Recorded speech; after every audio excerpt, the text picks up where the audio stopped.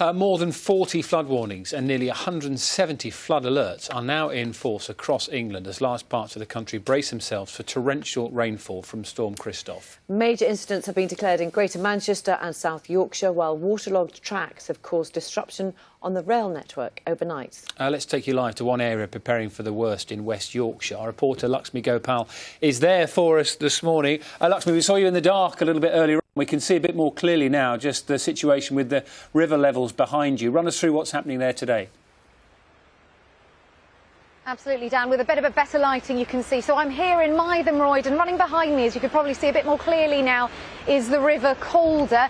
And across the Calder Valley, throughout the night, flood wardens were up and about, checking the river levels, in some cases every hour, because they're keeping a watchful eye on the situation. There are flood warnings and alerts in place across the Calder Valley, and in some places that is a case that's been enough to trigger the flood siren that went off last night in the village of Walsden. Luckily, the anticipated flooding didn't happen overnight, but it's anticipated it'll happen this afternoon around 6 o'clock in that area. But of course, it's not just here, but across the north, east and central England as well that this is expected.